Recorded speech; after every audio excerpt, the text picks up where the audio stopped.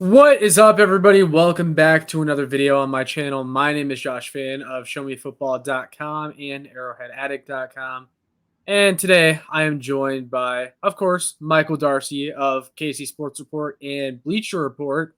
And today we are going to be breaking down the battle of the backup quarterbacks, Blaine Gabbert versus Shane Buchele. This is a training camp slash preseason battle that seems to be going down to the wire, and both quarterbacks have impressed in preseason. But who's going to be the backup? We're here to discuss that. We're here to break that down, give our opinion. So, Michael Darcy, how are you doing tonight? And what are your initial thoughts on Buchele versus Gabbert for the backup quarterback role? I'm doing fantastic. It's great to be back on the channel, Josh, and talking some Chiefs football. We are less than 3 weeks away from meaningful football. So I'm all ready for that. And, we obviously know Patrick Mahomes is QB1. There's nothing that Shane Buchele or Blaine Gabbert could do that could ever, overthrow Patrick Mahomes from being the starting quarterback of the Kansas City Chiefs. But it's an interesting problem because the Chiefs have two guys that are both capable of being the backup quarterback. But you have a veteran versus a guy that the Chiefs have, I don't want to say groomed, but have kind of, kept that spot open for him for as long as he's been with the team. He's been on the practice squad for a couple years, but it just kind of seems like the Chiefs are really pushing for him to one day back up Patrick Mahomes. Now, after Chad Henne retired, I think a lot of people just assumed right away that Shane Buchele would be the backup quarterback for Patrick Mahomes. I did. The Kansas City Chiefs don't operate like that, and Andy Reid does not operate like that. And as soon as Chad Henne walked off the field after winning the Super Bowl, the Chiefs thought, hey, we got to get a veteran to back this guy up. And they went out and they signed Blaine Gabbert, who is coming off of playing with the Tampa Bay Buccaneers, backing up the GOAT in Tom Brady. And so it's going to be really interesting to see who takes that second spot. It's a veteran with a lot of experience in this league versus a guy that has played very well in the preseason and has been with the team for a couple years now. But, who knows who will end up taking that second spot. I feel like with this being a Chiefs channel and talking about the backup quarterback spot, we have to highlight once again the importance of the backup quarterback because of how much it's come into play for Kansas City over the last few years. There's this past season when Mahomes went down with the ankle injury and Chad Henne was in. He was very important. He was instrumental in the Kansas City Chiefs playoff run. He led that touchdown drive while Mahomes was out with the injury. Who knows what happens if that touchdown drive doesn't happen? Then there was 2020, the Cleveland Browns divisional round game where Chad Henne had to come in and Mahomes had was like a nerve issue on the back of his neck. And then 2019, Matt Moore has to come in for a couple of games, keeps this team afloat, goes 1-1, beats the Minnesota Vikings, a thriller at home. Harrison Butker hits a game-winning field goal to win that one. That was such a fun season. I love Matt Moore, too. Oh, mean, shout out Matt Moore. We do not win that Super Bowl without Matt Moore because every game mattered that year. You got to remember, too, we were fighting for that number 2 seed to the very end of the year. And then we finally got it in the famous Kevin Harlan calling 2 games at once. Chargers Chiefs in the last week of the season, and then Patriots Dolphins. Dolphins beat the Patriots. Chiefs get the 2 seed, and the rest is history. The Chiefs were Super Bowl champions. So the backup quarterback role is extremely important. Yes, you don't want these guys to play, but in the scenario that one of them has to, you want it to be the right guy out there. Now, you said that the Chiefs went out and signed Blaine Gabbert after everyone just kind of assumed it would be Shane Buchele taking over that role. That's what I thought was going to happen. It's like they've held on to Shane Buchele for the past few years. They've talked him up. They've protected him several times from being signed by another team. Other teams have tried to poach him off their practice squad to the point where the Chiefs actually cleared out a roster spot so they could promote Shane Buchele to the main roster just so teams would leave him alone.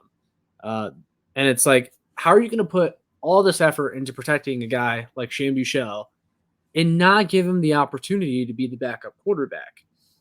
And if you remember, they signed Blaine Gabbert pretty late into the offseason, pretty late into free agency. So it did look like they were going to roll in here with Shane Buchele for a minute there. And then they signed Blaine Gabbert, which isn't surprising when you consider Andy Reid. Andy Reid loves having his veteran quarterback. And Blaine Gabbert is a nice veteran to have around. First of all, I like Blaine Gabbert because former Mizzou guy, so it's cool to see Blaine Gabbert come back home and play for the Chiefs. But he, I think, I think the biggest reason why Blaine Gabbert is going to win this backup quarterback job, even though I really want it to be Shane Buchele, or I want it to be Shane Buchele, and I think Shane Buchele has earned it.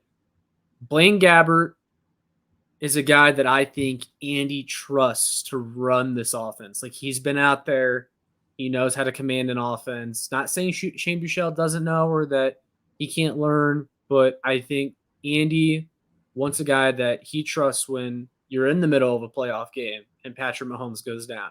Who am I going to trust more to not mess up and to just run this offense? And I think that's Blaine Gabbert. I think it's always going to be the veteran. And Shane Buchele is a guy that, sure, might have a higher ceiling, might have higher upside than Blaine Gabbert, probably more talented, but there's probably a little bit more of a likelihood that Shane Buchele makes a mistake. That I think that's how the coaches view it, and that's why they're ultimately going to go with the veteran over the young gun. It's tough, man. I feel bad for the kid because there's no telling if he would start or even back up anywhere else in the league, but I think there's a good chance. And the Chiefs are kind of pulling an Aaron Rodgers, Jordan Love situation where, this guy probably should be the backup quarterback. He would probably back up a lot of other quarterbacks in this league, but he just hasn't gained the trust of the coaching staff, and there's nothing he can really do about that. I remember talking to you about it. It's like the Chiefs are like employers hiring kids out of college. The Chiefs want college kids to have 15 years of job experience when they are just getting out of school. And Blaine Gabbert was the kid that just came out of school that lost to the guy with the experience. And there's still time. I think Blaine Gabbert. You mean Shane Buchele was the guy that just Shane Buchele was the guy that lost to Blaine Gabbert. I get the analogy. There's a chance. I will say there's a chance that Blaine Gabbert. There's a chance that Shane Buchele could potentially wow in that third preseason game and maybe gain the edge. It really might depend on how bad Blaine Gabbert is in that game. But even then, I have a hard time thinking that Andy's going to pick the younger guy with less experience. And so I think Blaine Gabbert kind of backed his way into the backup quarterback job when Buchele probably earned it, but I just don't think he's going to get it. Yeah, there's kind of a lot to unpack here because I have like similar feelings, for example, about the wide receiver room. I think like Amir Smith-Marset has impressed me a lot. Nico Remigio before he got hurt.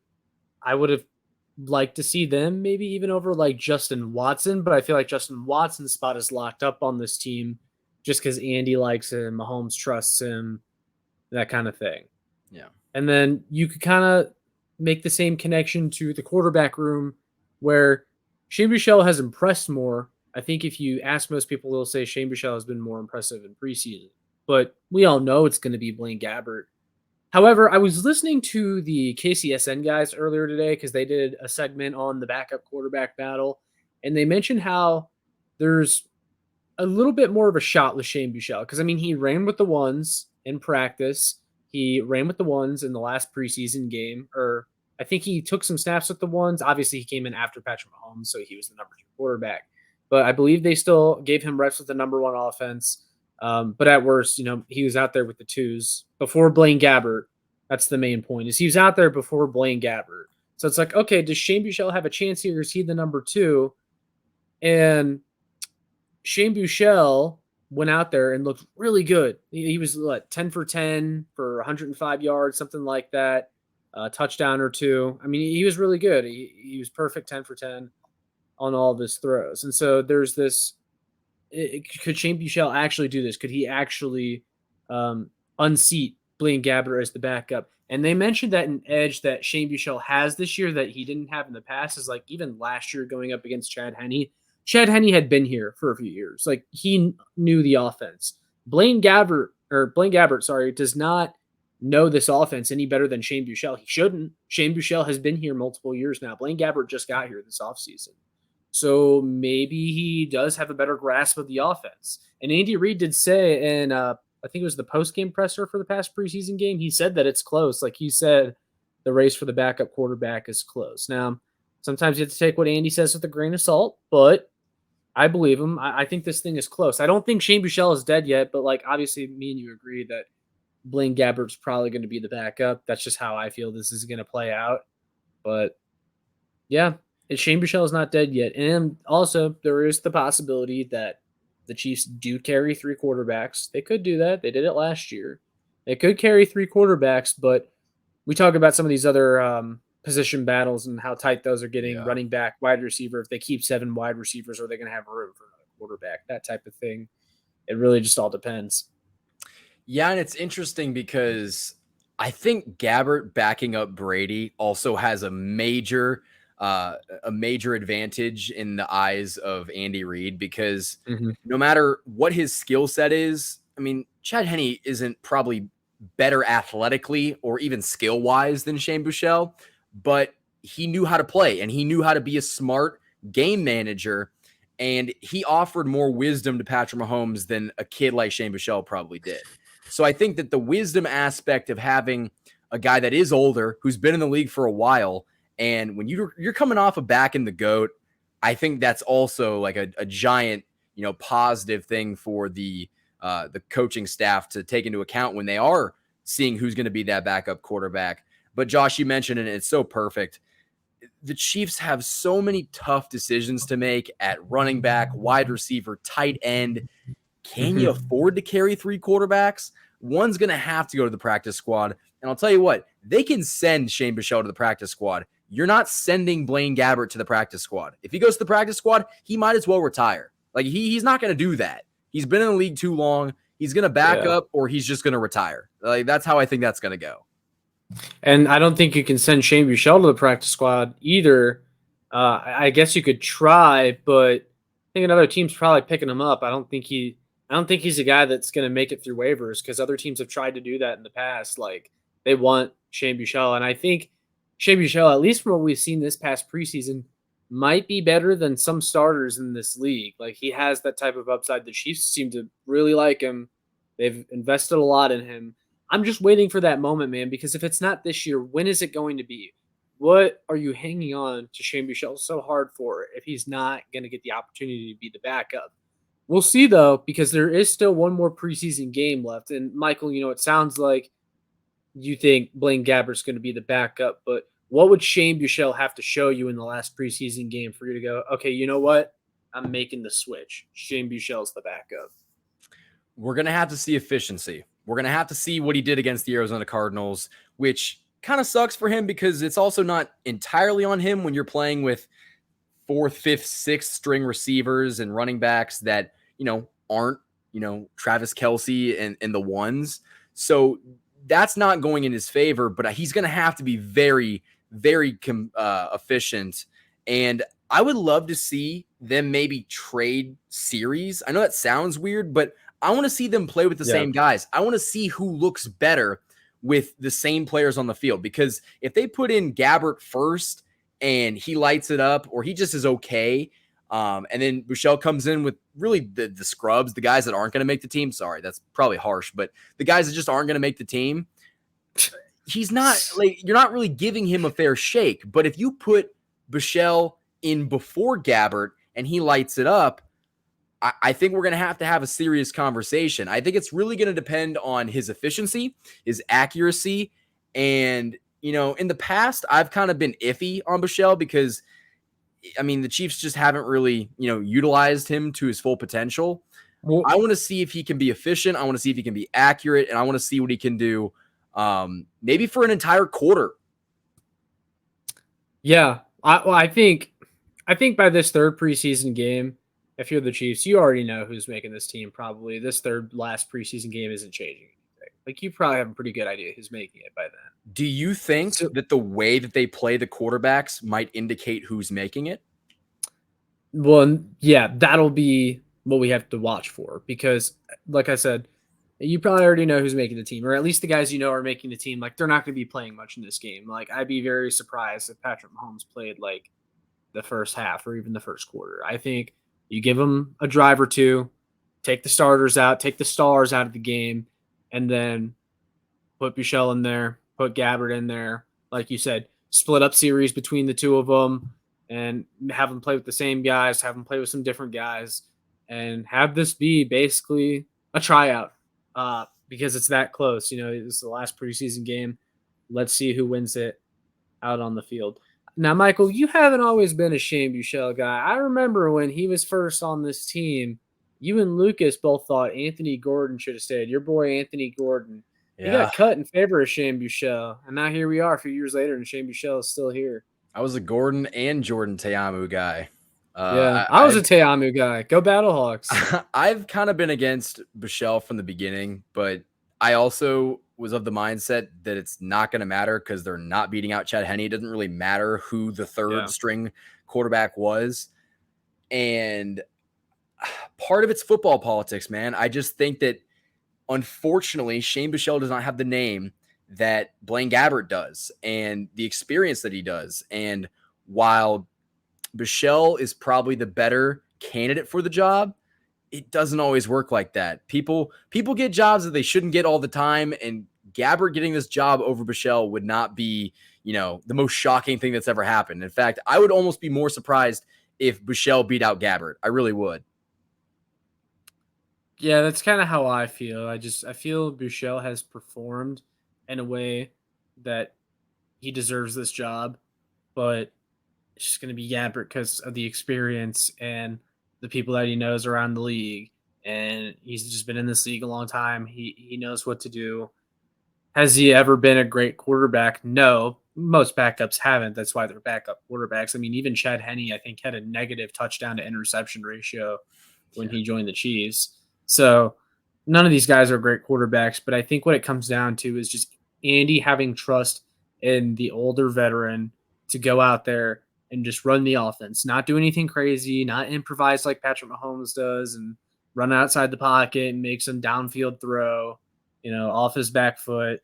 He just wants a guy that can go in there and be a steady presence, isn't going to try to do too much, just like Chad Henne in that divisional round game against the Jacksonville Jaguars. All Andy wanted him to do was go out there, hand the ball off to Isaiah Pacheco a few times, throw some dump off passes, and that's it. Just don't make any mistakes.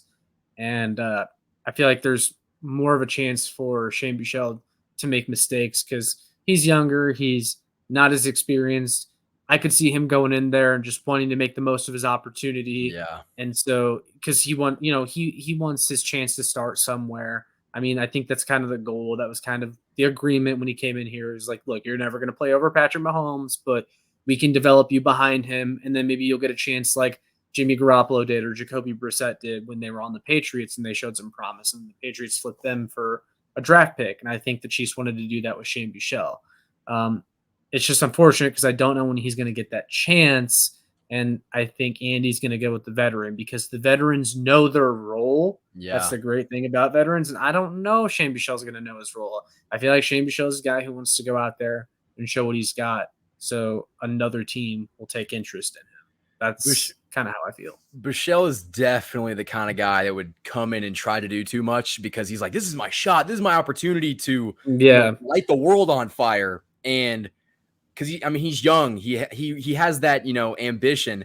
Gabbert has been in this league long enough to know, man, I'm just trying to do my job. I'm just trying to clock in, clock out. He knows he's a backup. Exactly.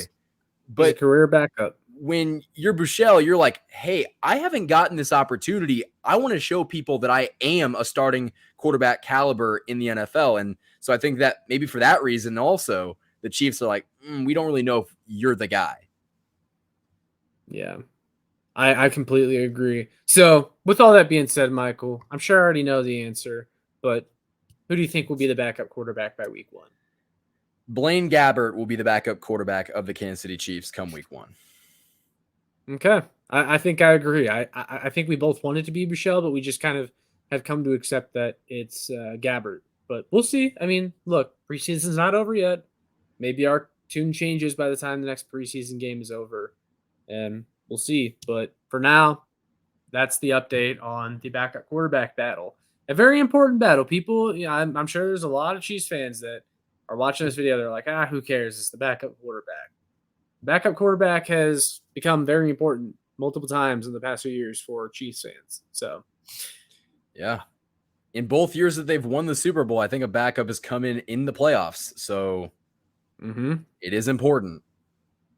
For sure, for sure. But anyway, with all that being said, Michael, we'll go ahead and wrap it up. But of course, before we do that, why don't you go ahead and tell the people where they can find you?